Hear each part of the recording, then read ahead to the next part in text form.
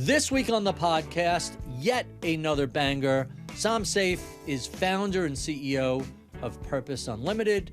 One of their holdings is Purpose Investments, about 40 billion Canadian. He is a serial entrepreneur and financial innovator. He created the world's first Bitcoin ETF in Canada long before the US came up with one. He built one of the larger ETF firms in Canada, sold it to BlackRock. On and on the conversation goes about all these fascinating things. I thought the conversation was really, really intriguing, and I think you will also. With no further ado, my conversation with Purpose Investments, Som Seif.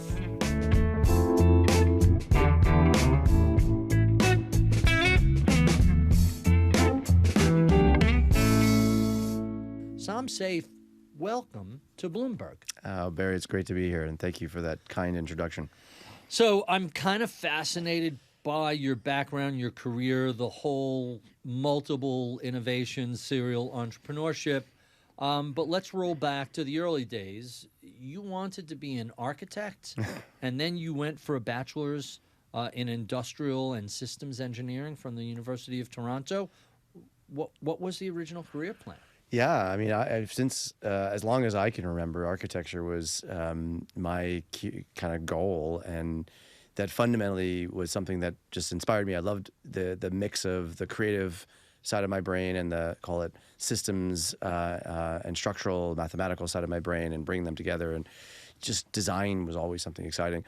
The interesting thing was that, so now you're faced with this decision. You apply to, school for architecture and for engineering. And then I went and spoke to a couple of architects, and every single one of them said, this is a stupid career choice.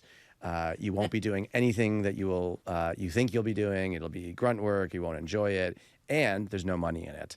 And I, of course, said, whoa, what am I signing up for? So I said, okay, I'm going to go do engineering with the idea that maybe I'll switch. And fundamentally, that was not going to happen.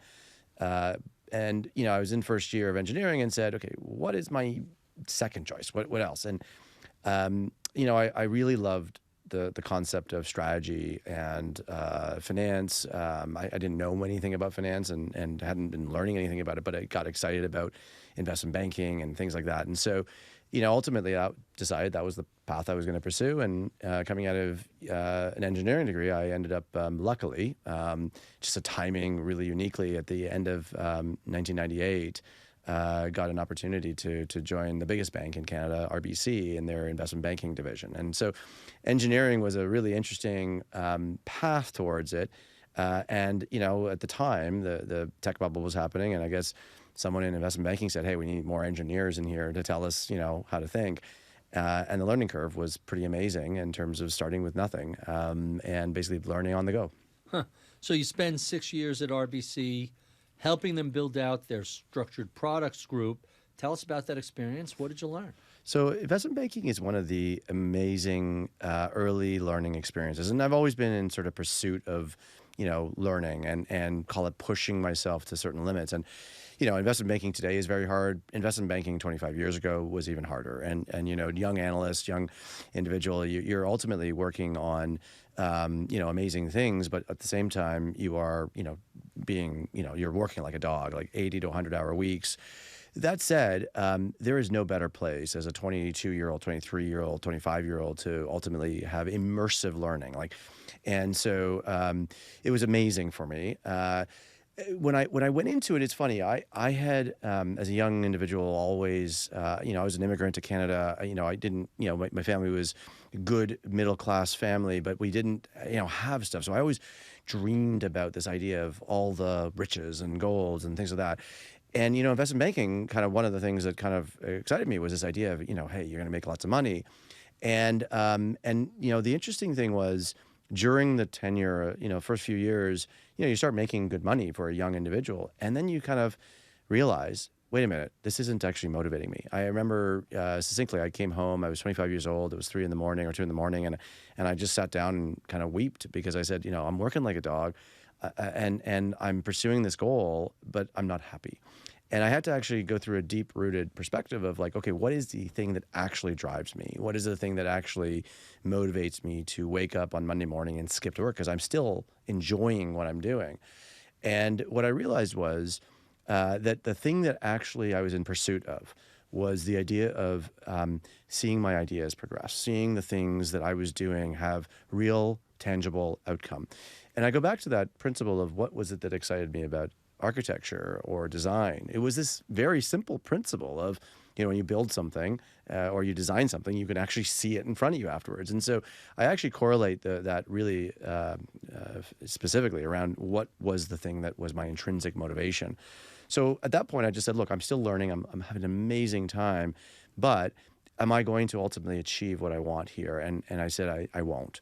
So I kind of gave myself a put, I call it. I was 25 years old, and I said, okay, I'm still here learning. I'm going to build my networks. I'm going to do all this stuff. But if I'm in seat on my 30th birthday, I'm going to resign on that day.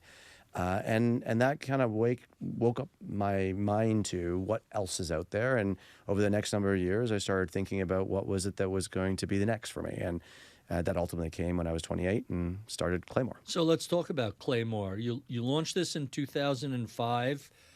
Globally, ETFs were a thing, but not the giant thing they were today. They certainly were a tiny niche product in Canada back then. What did you see that all the other banks and all the other finance bros completely missed?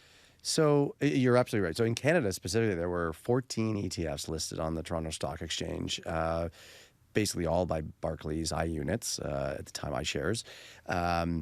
And in the United States, of course, ETFs were starting to become popular, specifically in the institutional crowd, retail crowd. You had, I think, firms like WisdomTree had just sort of entered the business, and players like that. And so it was not an area that was logical or call it clear. That said, I had one of the things I had the benefit of. I'd actually covered asset management firms globally during my time at RBC, and I'd actually got the opportunity to cover Barclays and got to know the leadership of the organization, help them raise some capital, but more importantly was supported and understood what they were doing on the indexing ETF side. And it got me really excited. I started to see the trends. But what I struggled with was the fundamental principle of, passive indexing. I really did. I actually love the principles of what indexing did. And at the time, ETFs were deemed as indexing, right? That was the concept, right? It was actually anything you did outside of pure indexing was a no-no. The industry players would say, well, this isn't an index.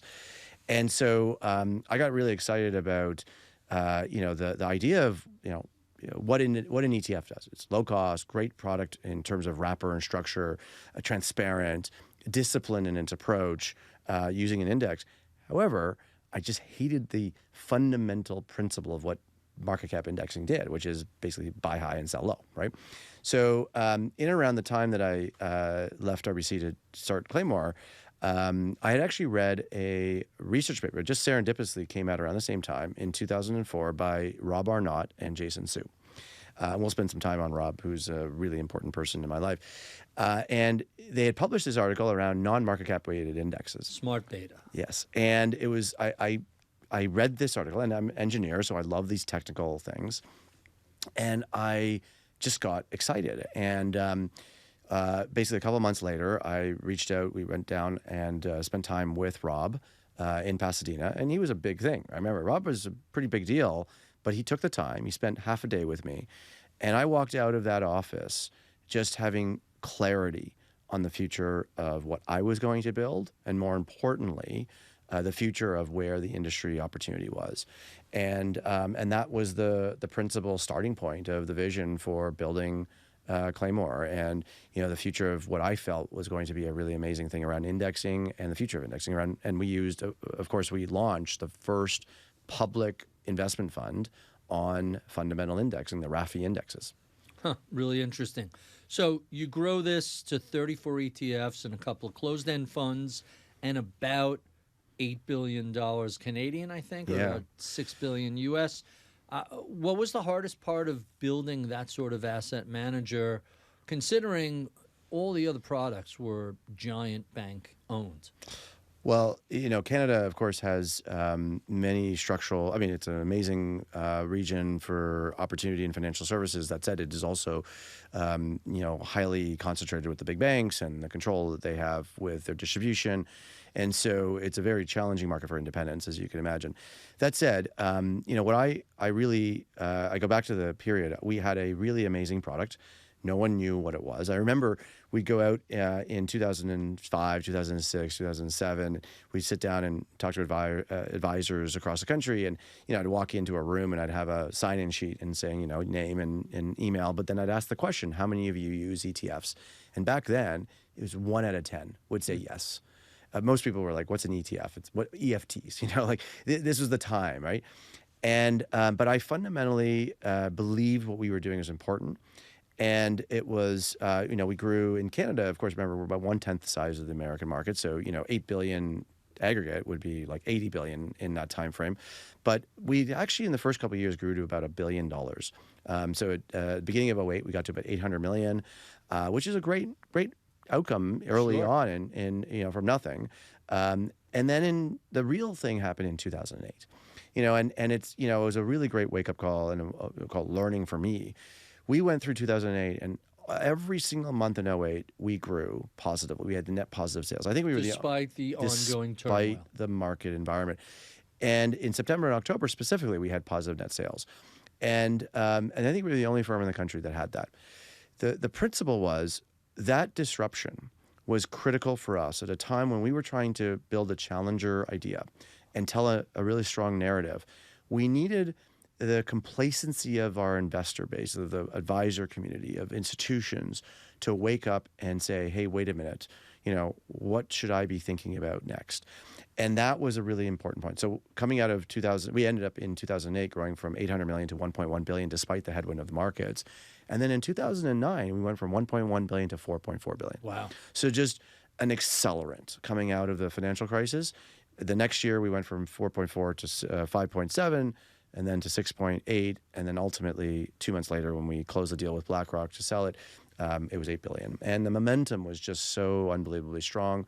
And the reason was because when the financial crisis occurred, people left the market and they were going to cash. And then when they were re-entering the market, they were asking themselves, now what? Where do I go? What's the best investment vehicles? And all of a sudden, ETFs became something that they were learning about, understanding, and we were right there. And it was amazing. At the same time, we also saw the acceleration towards the trends that were happening in advice. As you know, the movement towards discretionary portfolio management, the historical mindset towards commission-oriented, new issue type business, that became challenged because of the market.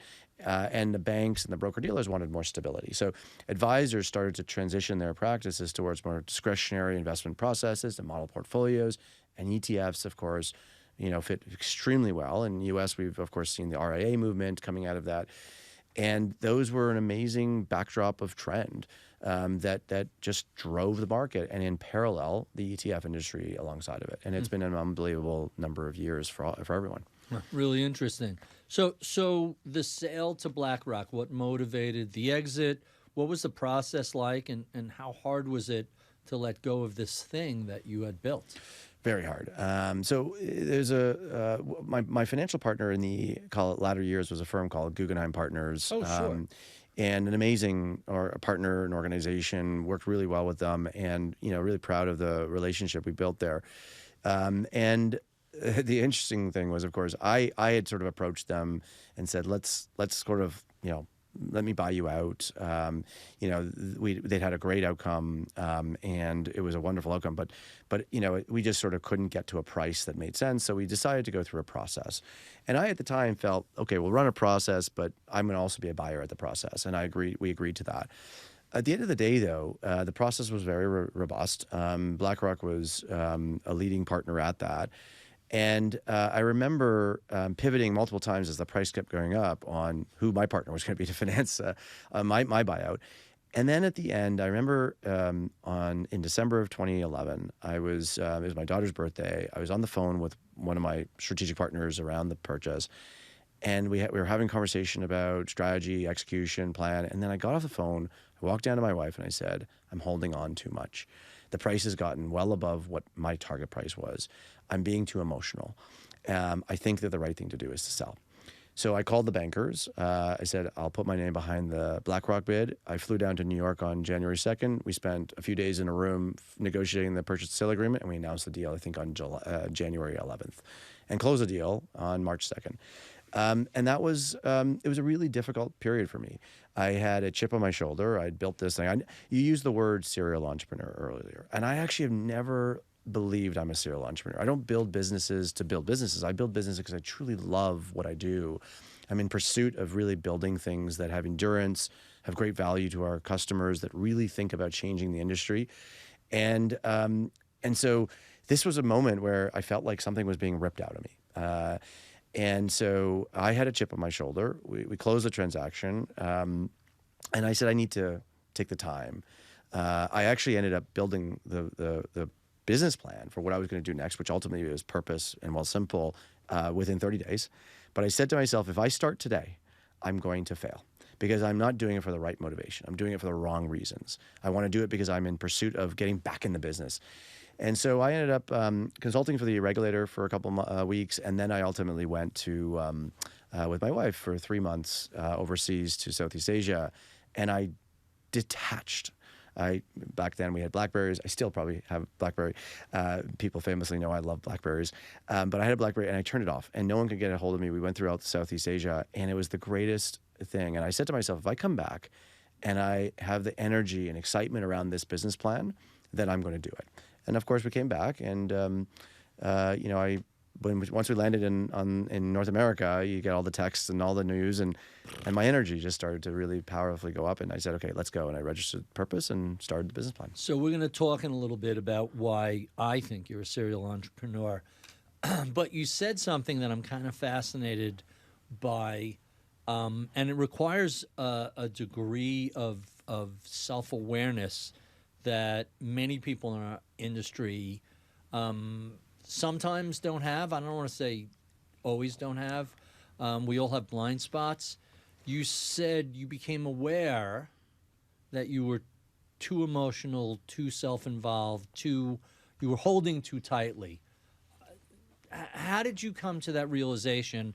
You know, listeners are bored of hearing me talk about my early days on a trading desk, but I became very aware that, oh, this is just way too much fun. You're trading for the dopamine hit, not for P&L. You either have to become more disciplined or shift your career. What was that insight that led you to say, oh, I'm gripping this way too tightly?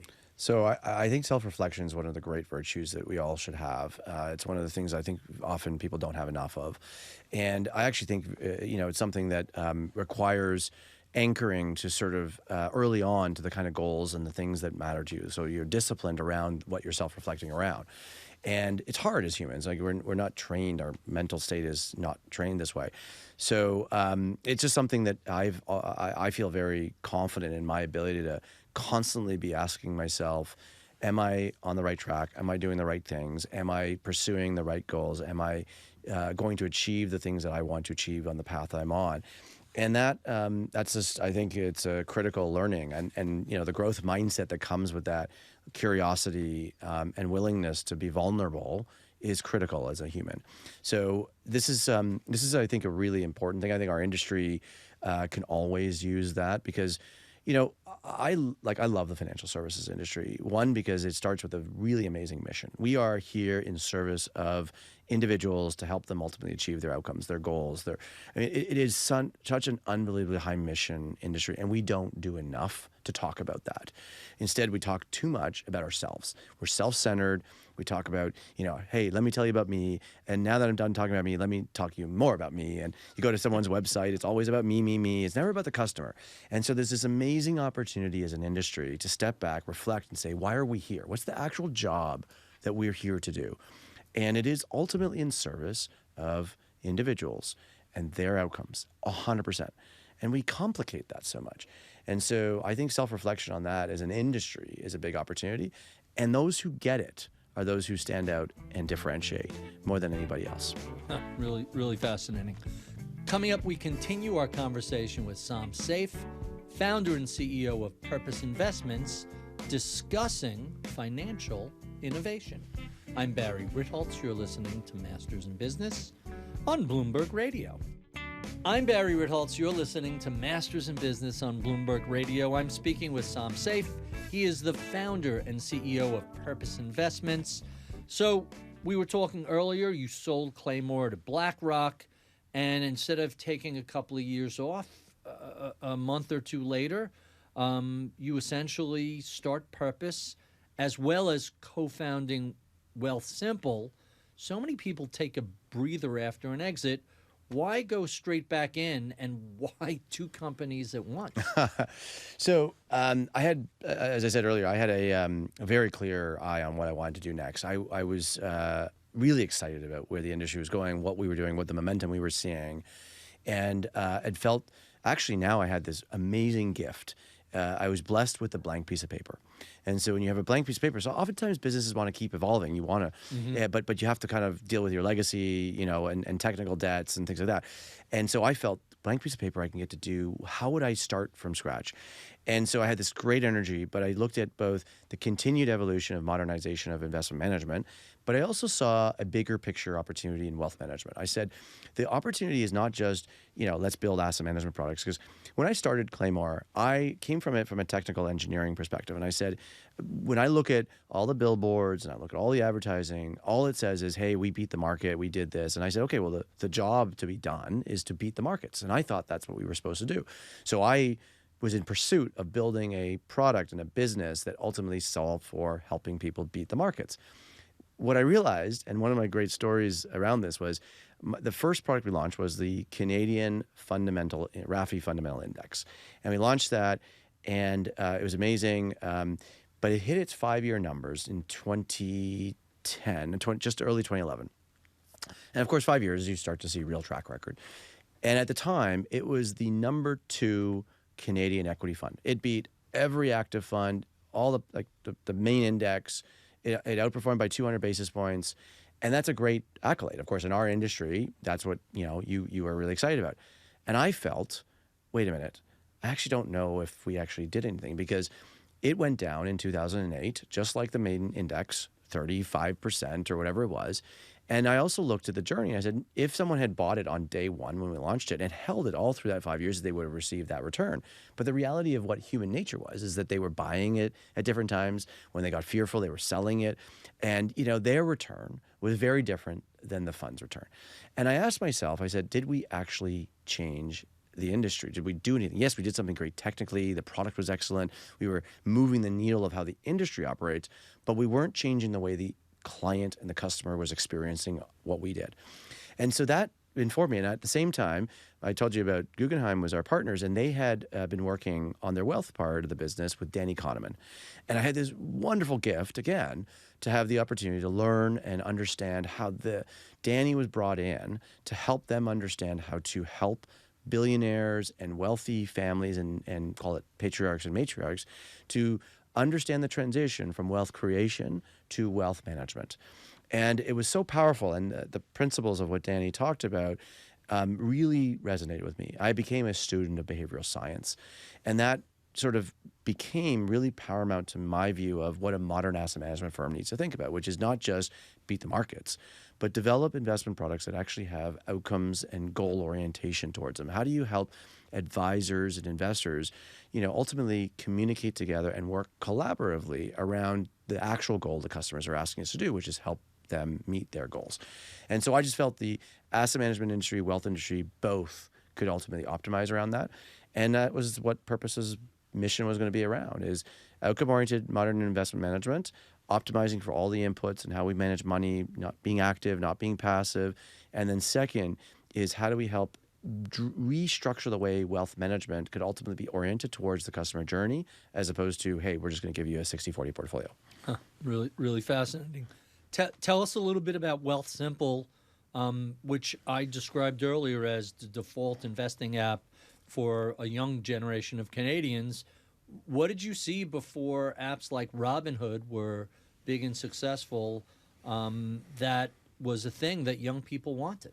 Yeah, so the principal insight that I sort of had was If you looked at the way that the industry was operating, one of the big negatives was that because the industry made so much money, the margins were so good, we actually relied in a lazy way on what we call average economics. So what does that mean? Where do you see that? It comes out as, on average, I like to run money for bigger customers. On average, my bigger customers make me more money. And on average, my smaller customers don't make any money. And how does that show up? Smaller customers get treated poorly, get high fees, get relegated to low quality services, and larger investors ultimately get all the value, and people are gravitating towards minimums and big fees for big services for high net worth and ultra high net worth. And I just felt that was stupid. The only economics class I took in engineering was something called ABC economics, and what that is actually activity-based economics. And so the idea of unit economics. And I said, what we need to understand in this industry is that I actually disagree that small accounts don't make you money. I just think that the systems, the principles of the infrastructure of the industry are poorly designed to serve smaller clients. And so what I felt my whole wealth model was, how do we restructure the infrastructure of the industry? How do we think about it from a unit economics using technology and structure and pipes that would ultimately allow for that?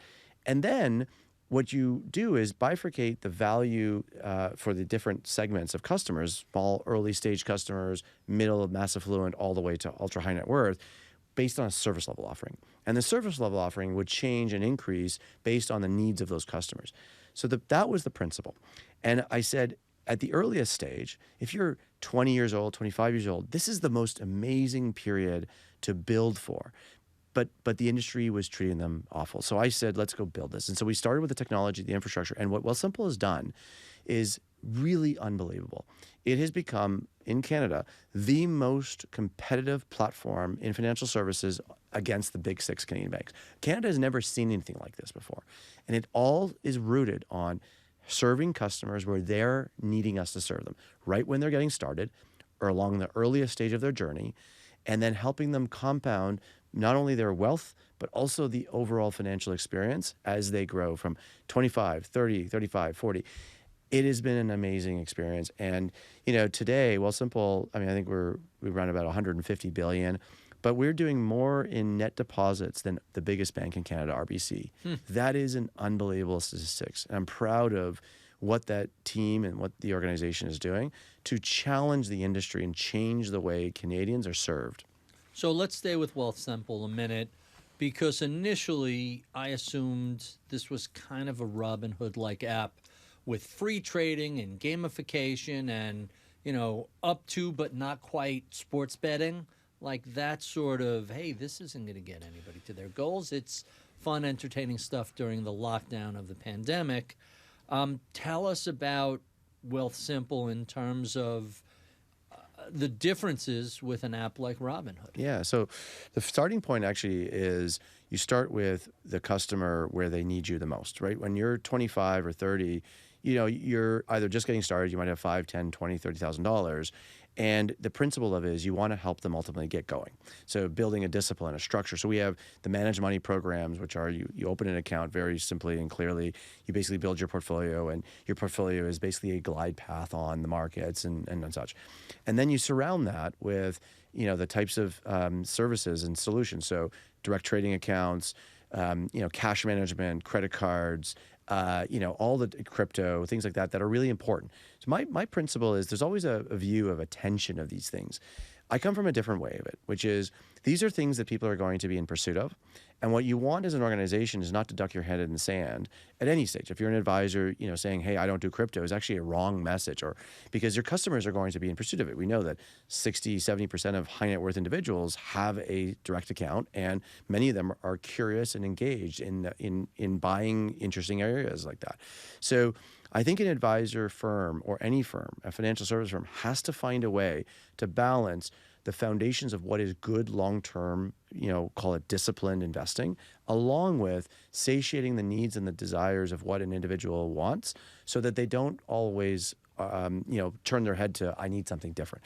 And that actually comes from the mindset of find a safe and secure way to do those types of things on behalf of the customers and educate them and size it effectively. So like for example, Wealthsimple recently got approval to do prediction markets, and this is a really high tension area. It's people have a binary view of this, and my view is if customers are going to be doing it, you want them to do it with you in a safe and secure way, than to do it elsewhere, and that's how you have to ultimately be building around. But at the same time, the whole business is oriented around helping someone where they need it the most around their financial journey so they can ultimately achieve their goals. That's it. So this discussion about whether or not you're a serial entrepreneur, I have to click through a bunch of things that you've built that are fascinating, starting with the world's first spot Bitcoin ETF back in 2021, long years before the U.S. approved one. It crossed $1 billion in the first month. How did you get the Canadian regulators to approve this? How did you make them comfortable 3 years before the SEC was comfortable? So first off, I have had a deep thesis on crypto for a long time, and that's the starting point. Is I wasn't doing it because, hey, cool, du jour idea, let's launch this and throw something against the wall. I had in 2016, just like most people, I'd been been asked about Bitcoin, and I was like, I don't know, it looks like a sort of scammy thing. And then I sort of self-reflected and said, wait a minute, people are actually asking my opinion on this. I should go and do some research. So I spent the time learning and understanding the space. The best way to do that is make an investment. And over the next 12 months, I just became this student of what was happening. And what really excited me was, of course, Ethereum, which was this, call it sister technology that was really around taking what Bitcoin had done and really expanding the capabilities of it around smart crypto and all the rest. Smart contracts. Exactly. And so I got very excited about that. And so what I said was, we're so early in this. The infrastructure is not there. The fraud risks, all of it for investors is going to be so high. So I actually launched the first publicly traded vehicle on Ethereum called Ether Capital. Partnered with a group of people, and I said, we're going to raise some money. We're going to buy Ether on the balance sheet. Effectively, we've seen these now become more popular in the last number of years, but it was the first one, and we did this in 2018. And I'll tell you, it was an amazing thing. And my message was, we're going to find a safe and secure way for people to co-invest alongside of us on this really great journey because of the asymmetric opportunity of this bet. That informed me on so much. And then at some point, and we used to do self-custody in that corporation and all the rest of it. And then at some point, we started to see the infrastructure change. And that's when we went into the regulator and said, look, there's an opportunity here. The infrastructure is changing around how you can custody and fit this into a liquid ETF structure. We worked with them for 9 months and ultimately got them comfortable. And this is a really important principle that I believe. We, as a registrant, as a money manager, we have great ideas, great innovation, and as long as our ideas are aligned with where the regulator wants the future to go, it's really important to engage with the regulator and have that dual relationship, that idea of helping them, educating them on where we need to get to. And so that was the kind of work we've done all throughout my career. And we did that on crypto. And frankly, we were really excited that we got the opportunity to launch it. And that model, what we did, actually ultimately informed the series of products that launched in the US a couple of years later on how ultimately to structure ETFs in the crypto space. And of course, the industry has grown. And we've moved an asset from the fringe all the way to the core, which is what ultimately my thesis was in a deep way. And ETH Capital today is in what structure? We actually converted it from that corporation to an ETF once that was available. And again, there we built staking into it. And those things weren't, again, available in an ETF form or call it doable until they were. And when they were, we ultimately moved to the most efficient vehicle, which is the ETF structure. Let's talk about longevity pension funds, launched in 2021. The world's first income for life mutual funds, which uses longevity risk pooling to pay lifetime income like a defined benefit pension. Investors include Allianz and OMERS. How is this different from what in the U.S. we think of as traditional annuities? So this is actually, so first off, this was my original thesis on purpose, which was, the industry was all solving for the accumulation phase. Let's build them investment products to call it solve for how do we save money. but no one was really solving within the asset management industry around the challenges of decumulation. And it was kind of left to the insurers, with annuities and with defined benefit pensions and such. And I just felt there was this gap there that was really critical. And you need to deeply understand the sort of the principles of how longevity and structure and all the rest of it were going to be critically in there. And so I asked the team, I said, we need to solve for decumulation. And we were in pursuit of it. We were spending a lot of time working on it. Ultimately, we came across a structure, and I just got really excited. And the principles, we had to go to the regulator again and say, there are some exemptions we need to make this work. If I step back for a moment, the greatest financial product ever created in our business or in the financial industry is the defined benefit pension plan.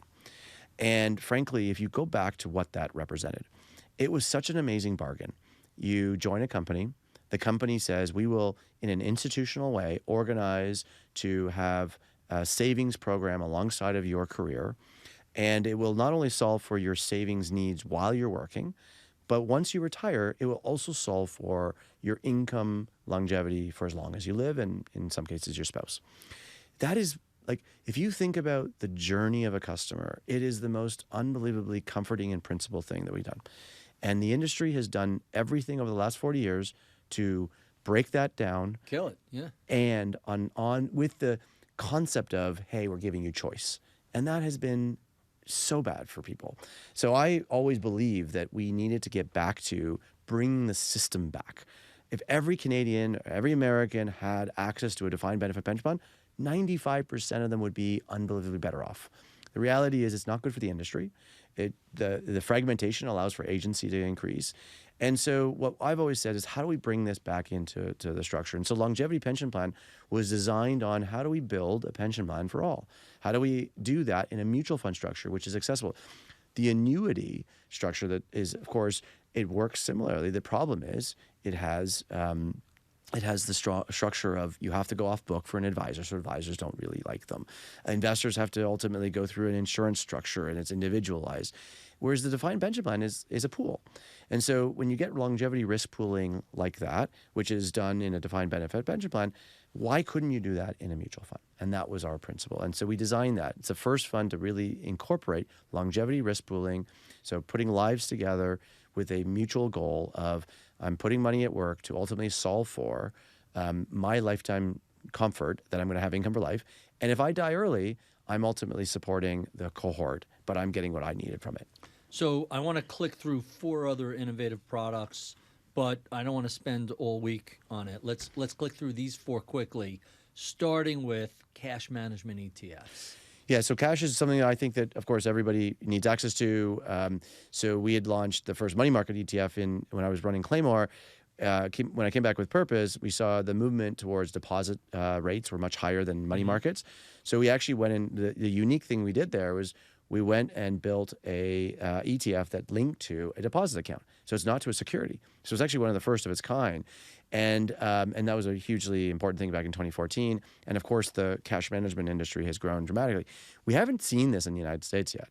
So we haven't seen deposit-based cash ETFs. We've seen money market based ETFs, but we haven't seen deposit-based.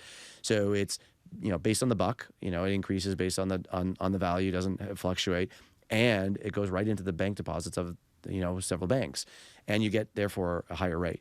So we were really, really proud of that innovation. It goes to show the kind of the first principle mindset that our organization always thinks about is solving problems, because many advisors moving to discretionary were saying, like, I want to bulk trade cash, but it's my organization isn't making it easy. So you have to sweep it in from the custodian at night into, it really is it should be capable of being automated and maximizing yield without increasing risk, but there are just a million impediments in the way. I sell QQQs and I want to go into cash in my balance of my model. My administrative assistant has to go and do all the basically account by account. Now with the ETF, you're able to go from QQQs to cash and then back to QQQs or whatever you were doing in just a simple single trade. Let's talk about option-based income products. I've never been a fan of this as a brokerage product. It just felt like there was so much cost, so much commission built into it. it really, when you're dealing with relatively tight margins, it's a challenge as a retail investor to derive any value out of it, real value. It's certainly great for generating fees. How do you manage an option-based income product that works for the retail investor? So let's start with the principle why, right? I believe that options and derivatives actually play a really important role for management of portfolios and return streams. So it goes back to that principle of, can you design outcomes and the trade-offs that come with options, because that's ultimately what you're doing, whether it's call options or put options. And so for an investment return stream that you're designing, options can be really powerful. That said, to your point, they're high friction. For an advisor, very hard to execute and across your business, but two, for individuals, it's very hard and very expensive to, the spreads and the costs and the sizing. But it's excellent. It's actually what option structures are really designed for ETFs and institutional money management in a great way, because you can do at scale really amazing programs. So we've been doing these for 25 years. Back when I was at RBC, we used to help firms build them. At Claymore, I built them, and then at Purpose, we've done it. And I find that they are so perfectly designed for the structural outcome that you want to ultimately create and manipulate in your return stream. But they do come with trade-offs. I'll give you a great example.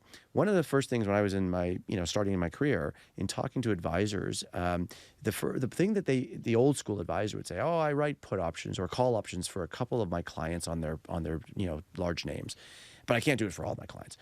And I'd say, why do you do that? Well, because, I'm owning this stock, and, if I'm going to own it for the next 10 years, why not generate some income along the way? And that was a really important mindset that people had, but they couldn't do it across their business. And I said, well, if I own a name like JP Morgan, and I'm going to own, I love JP Morgan.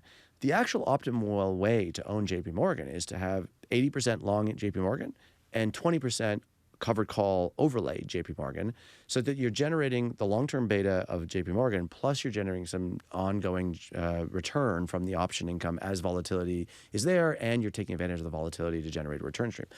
And that's the best way, optimally, from a risk-adjusted basis, to generally own most stocks. So how do you do that? And so if you design product, we designed something called the yield shares, which was designed specifically around single name stocks that people most love, and then you write options against them to generate the option income so that it complements a long-only position in that stock. How do you avoid getting called away when the stock has a sudden surge? And the problem isn't merely, hey, you can always go out and rebuy it, but now you have a giant capital gains hit you have to pay when the stock gets called. So in one thing in Canada is we don't actually have the difference between short and long-term capital gains. You don't? Yeah, so it's a really nice thing. You can buy and sell something in a day and ultimately get capital gains treatment at the lowest rate.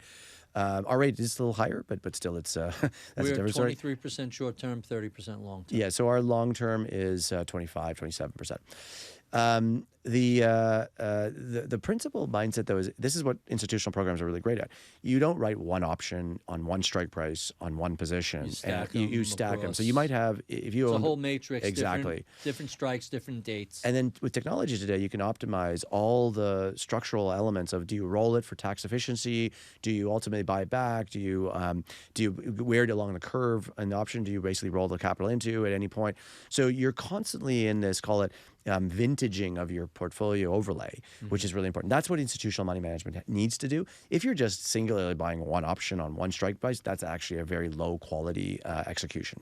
Yeah, we used to see a lot of that on the brokerage side. So the single stock yield shares, how many different versions of this are there, or are they all tossed into one ETF? No, we have single names. So I think we might be at like 20-something, 25. I don't know the exact number, but it's north of 20 Canadian and U.S. names. And they've been very popular. They've been very popular with both advisors and direct investors. Really interesting. Coming up, we continue our conversation with Som Seif, CEO and founder of Purpose Investments, discussing why he built Purpose Unlimited. I'm Barry Ritholtz. You're listening to Masters in Business on Bloomberg Radio. I'm Barry Ritholtz. You're listening to Masters in Business on Bloomberg Radio. My extra special guest this week is Som Seif. He is the founder and CEO of Purpose Unlimited, which also owns Purpose Investments. He has founded and sold a variety of different companies over the past, let's call it almost 25 years. So Purpose is now about 32 billion Canadian, or about 22 billion US, across ETFs, cash, alternatives, private assets, etc. Tell us the problem that Purpose is trying to solve for your clients. Sure. So total Purpose actually running around 40 billion now. 40 billion. Yeah, on the platform. So on the asset management side, just over 30, and on the wealth side now, just around 10, and growing quite fast. And the principal mindset has always been, so on the asset management side was, let's build a modernization of investment management and products and services to meet clients where they need to be. How do we help advisors and investors build more resilient portfolios? Not just long-only equities and long-only bonds, but how do you optimize for the types of return streams that support a world where potentially bonds aren't your protective asset? How do you optimize for the types of return streams that ultimately are designed around an outcome as opposed to just a return of a beta?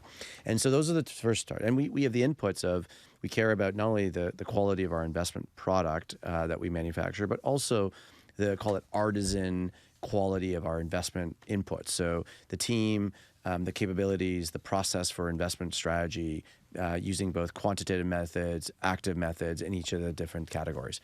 I think the second component was then we have this big picture that goes back to this system. And I use the reference to the defined benefit pension plan as a phenomenal product. How do we redesign the way advice and investment management work together on ultimately achieving a client's goal?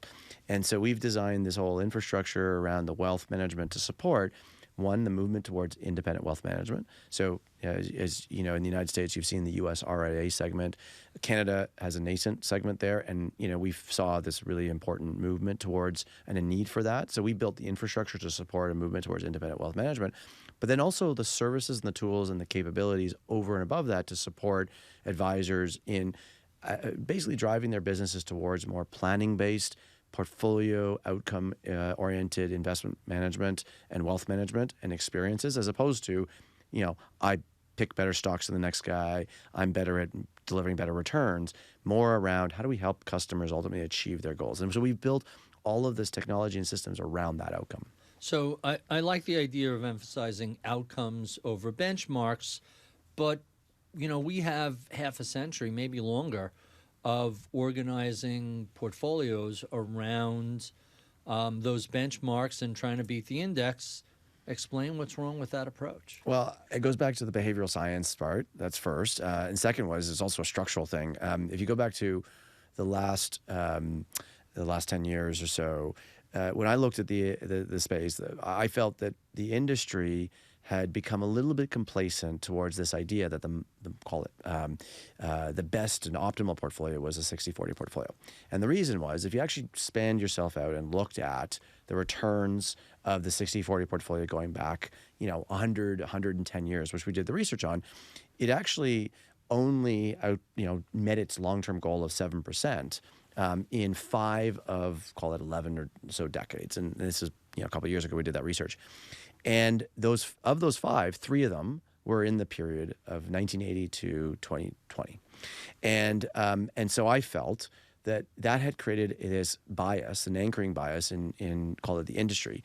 Barry, the one thing you realize about our industry is that very few people have a historical experience beyond 1980. Most people's career spans are from 1980 onwards. And so, you get biased towards what what you see. What do you see? When interest rates go up, they pretty rapidly go back down. When you look at any 3 or 4 year cycle, the 60-40 portfolio generally was giving you positive returns. And so that meant, hey, that's an optimal way to invest. I looked at it and said, wait a minute, if you actually look at periods where interest rates actually not just go up a little bit and then come back down, but actually go up and stay up, how does that affect bond portfolios? How does that affect the overall balanced portfolio? And so I said that we needed to be prepared for that, and that was the starting point. The second, though, was this behavioral component. And I just said, look, at the end of the day, we've kind of lost touch with what the customer actually is asking us to do. And the customer wakes up and says, look, what I care about is I want to know when I wake up, I'm going to be okay. And you need to be in the business of serving me on helping me solve that question. Am I going to be okay? And like a pension plan, you should have a liability, a goal, and you should have an input, which is your portfolio, your savings program, and your portfolio, all designed around, are you going to be okay? And I felt that, the idea that, we should wake up and say, hey, we're here to beat the S&P 500 or we're here to beat some benchmark was a silly concept. All that matters to a customer is, am I going to be okay? And everything we do every day should be in service of that. And so that's how I always looked at it. And the principle of the design of an investment firm should be around the kinds of programs and asset strategies that help an advisor build better portfolios to answer the question of, am I going to be okay with their customers? So I have so many different ways to go with this that I'm very enthusiastic about. Maybe we'll put a pin in the whole idea of out-of-sample testing, because everybody is so framed by, it's not just their own hindsight bias, but the recency bias of what they just experienced. Entirely. Has such a big issue. But let's stick with the concept of behavioral finance and the 60-40. I have gotten a lot of pushback for saying, if you're in your 20s, 30s, 40s, do you really need bonds? If you're not going to retire for, well, a 20-something-year-old may not retire for 50 years, yeah, there's some emotional salve from some ballast that's uncorrelated and doesn't have the volatility of equities. But if I go back in time, forget what the market did. If I was 20 today, I wouldn't own a single bond. And if I was 75 today, I would own a whole lot more tax-free munis. So it raises the question, 60-40, does that make sense forget 20-year-old, for anybody under 50? It's actually a really important question. And in many cases, the answer is no, you don't need bonds. And, the reality of it is that if you look at the last 5-6 years, bonds wouldn't have done you any good. And so, especially if you're in an environment like we're in right now, where, the greatest risk right now to a portfolio oftentimes is the volatility, the uncertainty in interest rates and inflation. And so I think it actually, the return, well, this was logical in 2018, 2019, when interest rates were zero, right? You go from 1980 to 2020, you have 40 years of bonds appreciating. Phenomenal. Yeah, I mean, right. that was that's a unique era. But the thing that was the big driving force was the movement between the 70s to the 80s, when interest rates spiked into the teens. That was the thing that set up, of course, the next 40 years of declining interest rates. And so you have to step back and have that context. It's just like timing the market. The reality is that if you'd bought in the mid-70s, you would have had a horrible experience with that portfolio structure. There's pre and post Paul Volcker, exactly. And that's the defining element. But it's actually different. It's pre and post the economic situation that was happening that led to an inflationary spike that we ultimately had to address. And that was what you were dealing with. But to your point, recency bias drove people to believe that this was the optimal way to invest. I think for an individual, again, it goes back to, okay, yes, equity is a hope-based strategy. Investing is a hope-based strategy. And when you're in your 20s and 30s and 40s, and even potentially, 50s, because, I'd say call it 20 years before retirement. Call it like a pension plan. T minus 20 years. Anything T minus 20 years plus is you have a lot of room for hope. Hope is a wonderful thing that you should take advantage of, because, ultimately you want strength and momentum, and you have the time to get it right. But once you get into that T minus 20 period, that's the period where you better have some structure and discipline to what you're ultimately achieving to get to T. Because the one good thing is you can move T. T can move. That's the time of, retirement. That can move. You could say it's 65, but if you really needed to and your advisor said, hey, it's a bad time, you need to move to 67, you can move to 67. Hey, it's going really well, we can move to 63. But T minus 20 is a really important window where structure, discipline in your portfolio has to be designed.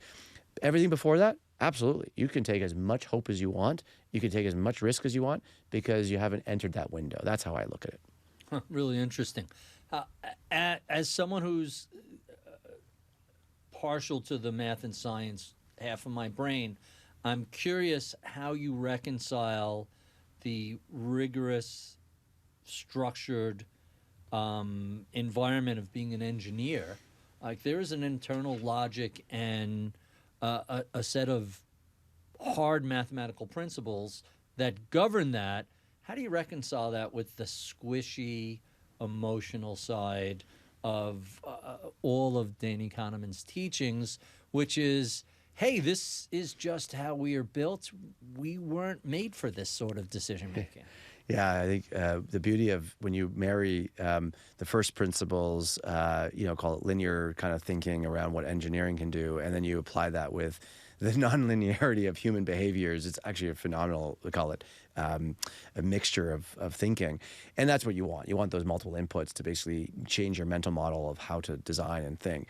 What I love about engineering in general is it is a reverse engineering mindset. It is going back to the hypothesis. It's a scientific method, right? Which is, I have an idea of what the answer will be, but I'm going to do everything I can to prove that. So if you apply that to any problem, which is, hey, I'd like to solve for this problem, I have an idea of how to solve it, and then you reverse engineer how to ultimately get there, or you build around the scientific method of it, it's a wonderful way to approach problem solving in general.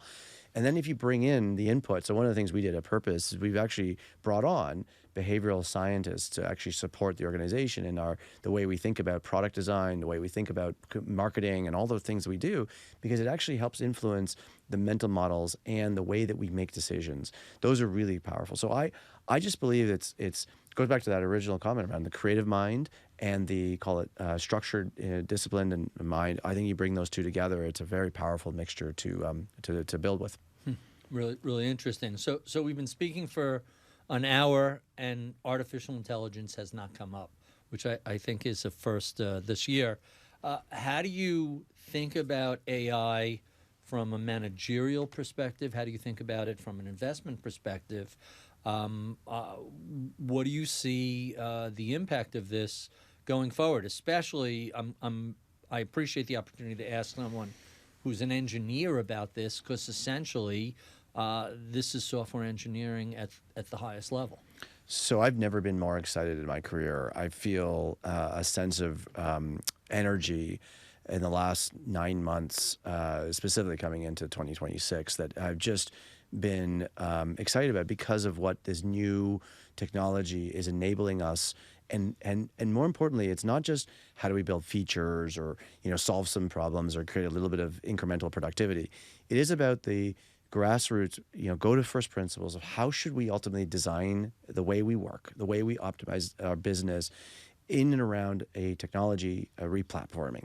It would be no different than in 2000 if you were going through this period and the internet was now becoming real and scalable, and you were sitting there as a retailer or any other business saying, if I just think about the historical way to run a business and I've got this new thing, I think you lost. Whereas if you actually said, no, I need to redesign the way I work to this new platform. Mobile era, which was a different one, same thing. I need to redesign the way we work. And AI is the same thing. So we've been, at Purpose, have been really deeply embedded in the way we operate the company.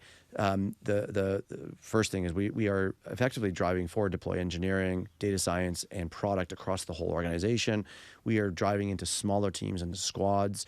We are rolling that out across everything. And we're driving the company with this mindset that what a modern organization needs to design around is vulnerability, the ability to have innovation and intelligence moving through the organization constantly, and data flowing and communication. And this is on top of course, leadership strength. In the past, the organization was all driven by leadership strength. How good was the leadership? And my view is vulnerability and communication are going to be the things that really drive it. And AI enables for that in a really amazing way. What that is a system of way you work. So we are doing that in a great way. At the same time, though, when I look at the industry, we are still stuck in this idea of AI as a feature set. So I'm going to design features. I'm going to design something I used to do that took me an hour. I can do it now in 5 minutes. Those are really cool, but that's no different than what Excel did for us. The accounting industry, you can imagine, when Excel came, was a little nervous, but then actually adopted it and wanted to do it. It created great value. But what this actually allows for is a way to change the way we operate, and that's what I hope that the industry really leans into more deeply. Really, really fascinating. All right, I only have you for a couple of more minutes. Let's jump into our favorite questions that we ask all of our guests, starting with who are your early mentors, who helped shape your career? So I talked about Rob Arnott, and Rob is someone that I care so deeply about. He not only introduced me to his own way of thinking. Rob has a special thing, and you spend time with him. Rob is, unbelievably intelligent, that can go toe-to-toe with any Nobel Prize laureate, from an academic perspective. But at the same time, actually is an excellent communicator and marketer. That's a very unique, rare combination. Yeah. And he taught me that in such a deep way. So much of who I am was during that formative years of working alongside and seeing him in motion. So he's been an amazing person in my life. He also introduced me to his advisory group, which were people like Harry Markowitz, Peter Bernstein, Rick Roll, Keith Ambekshire, some of the most amazing deep thinkers that I got this immersive opportunity to spend time with that just informed so much of my principal thinking at a time when I was very raw and really open to that curiosity. It was exciting. Huh, really, really interesting. I have some hilarious Rob Arnott stories that I will share with you off air. Let's talk about books. What are some of your favorites? What are you reading right now? So I love books, and autobiographies are one of the things. I actually think, people always say learn from failure. I love to talk about learn from success. So how do you learn from people's careers and lifetimes successes? So some of my favorite books, An Education of an American Dreamer by Peter G. Peterson. I don't know if you've read that one. A phenomenal, great story about an individual who, of course, ended up co-founding Blackstone later in life, but just an unbelievable journey about an immigrant family who just basically moved. He just did unbelievable things, and the evolution of a career that's so fascinating. Creativity Inc. We were just talking about that. I literally just got it delivered 2 days ago. I love that because when I finished that book, I said to myself, if I was to ever write an autobiography about my career, I hope it would sound like this. It was the creativity of what Ed Catmull did, but more importantly, the relationship of how he explained his partnership with Steve Jobs and the love he had for Steve and the way he was so intricate about that. It was just so inspiring for me. I loved it. And then, I look at some of the, of course, recent books that have just really inspired me around Unreasonable Hospitality. I think one of the greatest business books, one of the best business books that has been written in the last couple of years. If you haven't read it, it's a critical book. And then I recently finished a couple of years ago, Never Split the Difference by Chris Voss. And it is unbelievably strong. And in fact, yesterday we had the team from Chris Voss's group come in and train our people on how to apply that type of negotiation skill into our daily way we work. It's an unbelievable way to think about the concept of being comfortable with the word no. We're so afraid to hear no in life and in business, but actually allowing no to become something that lets you get to yes is really important. Whereas it's so counter to all the things that people have learned through the Harvard programs around getting to yes. It's actually an unbelievable way to think about negotiation and marketing. One of the people I work with just recommended that book, Never Split the Difference, and it's sitting on a pile. I'm holding my hand up this high. And I was like, all right, yeah, I'll get around to it one day. I'm going to have to move that up to the a little higher in the pile. Let's talk about streaming. What are you either watching or listening to, either Netflix or podcasts or whatever? We have 4 kids at home, so my wife and I are always trying to find that hour to stream. The one show that has really touched me is the show Shrinking, of course, on delightful. Apple TV. Yeah. And it just the way that the writer Brett Goldstein talks about emotions and communicate. It's just such a touching. I finish every episode and I think I'm teary-eyed every single time. That's been an amazing thing. But my wife and I, we love lots of different shows. We just don't get to. We have like 7 different series that we are in the middle of watching right now, but we try to find that time, and it's an important time for both of us. You mentioned Unreasonable Hospitality. We just finished the final season of The Bear, throughout that show, you can see some of the ideas right from that book. You see it in season 2. You really Very see much, it. Yeah, that's when it really becomes prevalent. And they, of course, the little hot dogs and all the stuff they do to go over and above the Call of Duty. It's impressive. It really is. So our final 2 questions. What sort of advice would you give to a recent college grad interested in a career in either investing or financial innovation? So, I'd say there's 2 answers to this that are important because you got the tension of what's happening with AI around this industry. I'll start with the foundations. This is a wonderful industry to be in. And if you look at the sort of trajectory, financial services as an industry will continue to grow meaningfully. If you're in the wealth industry, it will double. In the asset management industry, it will double just in the next 10 years by virtue of savings and market appreciation. So, as an industry participant, the size of the pie is growing and continuously. So that's a really good thing. Two, you've got an aging demographic of individuals in the space. Advisors are constantly aging. And so there's a huge opportunity for younger talent to come in. And so that's an awesome setup to be in the business.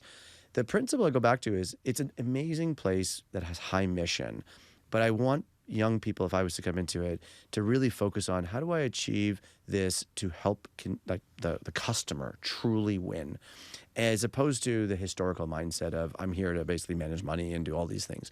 And I think there's a really amazing opportunity to do that in a great way and approach it. If I take the tension of AI, there's always this question of what's it going to do to the advisor industry or the investment industry? And I look at it as only enabling. If you think about the opportunity for a young person today, this is going to be an unbelievable period. The way I would approach this, though, is recognize as a young person that a career in any financial service or any career is not a sort of a set of stairs. It actually looks more like a J curve. And you're going to have to go through very difficult periods that look very uncomfortable, where you look like you're not doing great, to ultimately see this great outcome. And that comes from curiosity, learning, and immersing yourself to ultimately take risks and do really important things. It's an unbelievable time right now, I think, as an individual and a young person coming into the space. Good answer. And let's jump to our final question. What do you know about the world of investing, of ETFs, of financial innovation today? Might have been useful 25 years ago when you were really ramping up. Well, I mean, I think that I go back to the constant learning of, how behaviors and emotions really drive outcome. And I wish, I'd learned that earlier. I wish I'd kind of been exposed to it. I think the most important thing, though, is this idea of how do we help truly solve problems along the journey of a customer? How do we put the customer and their moment of need at any point, whether they're 25, 45, 65, or 85, and ultimately help them with the types of services and solutions that drive that. If I had had that principle mindset 20 plus years ago, I think I would have built even more powerful businesses back then. It's really fun to do what we're doing, but I wish we had done this even earlier. Som, I am so glad we finally got to do this. We've tried to set this up a couple of times, and the dates just kept getting crossed. I'm thrilled you came in to do this. We have been speaking with Som Seif, founder and CEO of Purpose Investments. If you enjoy this conversation, well, be sure and check out any of the 650 discussions we've had over the past 12 years. You can find those at iTunes, Spotify, Bloomberg, YouTube, wherever you get your favorite podcasts. I would be remiss if I didn't thank the crack team that helps put these conversations together each week. Alexis Noriega is my video producer. Sean Russo is my researcher. Anna Luke is my podcast producer. I'm Barry Ritholtz. You've been listening to Masters in Business on Bloomberg Radio.